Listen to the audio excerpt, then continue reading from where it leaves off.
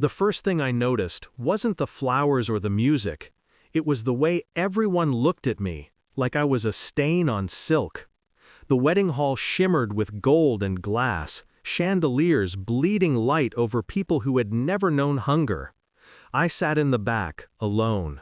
My son's bride had made sure of that. "Your poverty will embarrass us," she had said the day before, her voice sugar-coated with contempt. "It's better if you sit quietly, away from the cameras." I had smiled. "Of course," I told her, and I meant it, because silence is the best disguise for strategy. I remember when my son used to run barefoot through muddy streets, clutching my hand like it was his world. Back then, I was everything to him. Mother, protector, provider. Then came her. Wealthy, polished, cruel behind her charm. She saw in him what I had built from nothing: discipline, ambition, and the kind of hunger money can't teach. He changed, slowly. Expensive suits replaced humility. Invitations stopped coming. Calls grew shorter. Then one day he said it. "Mom, maybe it's better if you don't visit. Her family, they think you're too simple." Too simple. The words burned longer than any wound. The first sign of his betrayal wasn't in what he said. It was in what he didn't. He didn't defend me, didn't stop her sneers, didn't look back. So I stopped trying to remind him who I was. Instead, I started to watch. His fiancée's family owned a company built on borrowed money and broken ethics. I knew because I worked there once, as a cleaner. I used to empty their trash. But trash, you see, tells the truth. Receipts, memos, secret accounts. I kept copies. Back then for survival. Now for justice. So when the wedding invitation arrived, embossed in gold like a challenge, I accepted it. Not as a guest, but as a reckoning.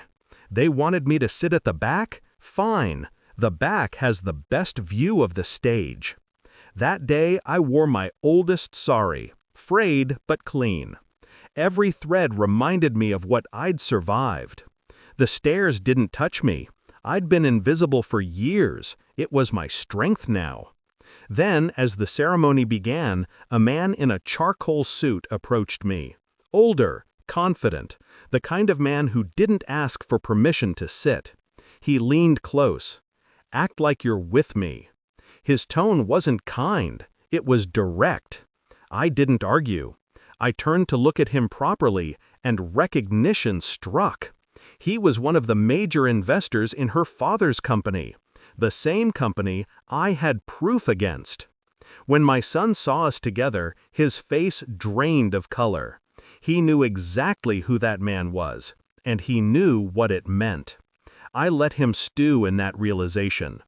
The investor whispered, "You sent the documents anonymously, didn't you?" I nodded once. I just wanted justice. He smiled faintly. "Justice or revenge?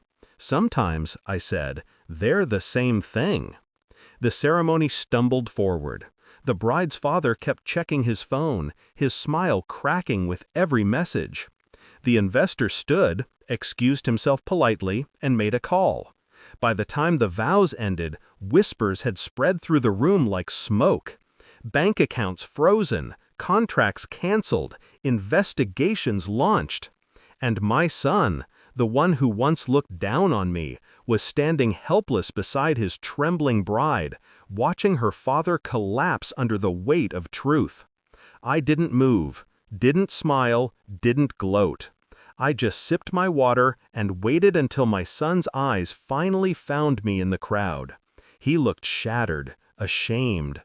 I didn't need to say a word. My silence said everything. You wanted distance? Now you have it. He walked toward me, slowly, as if gravity had turned against him. "Mom, what did you do?" I looked at him, really looked. The boy I raised was gone. In his place stood a man molded by greed and pride. "I only showed them who they really are," I said quietly, "and who you chose to become." He flinched. The cameras caught it.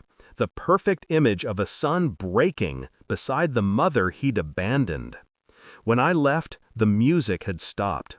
The bride's family was in chaos. Reporters swarmed outside. The investor offered me his arm. "You just ended an empire," he said. "No," I whispered, "I just refused to let them bury mine." That night I sat alone in my small apartment, the same one I'd lived in since my husband died. The walls were cracked, the lights dim, but it felt like peace. I took out the last photo I had of my son as a child. Mud on his face, joy in his eyes. I traced it with my finger. Then I put it away. Because sometimes love means letting them fall. And sometimes revenge is simply reclaiming your worth.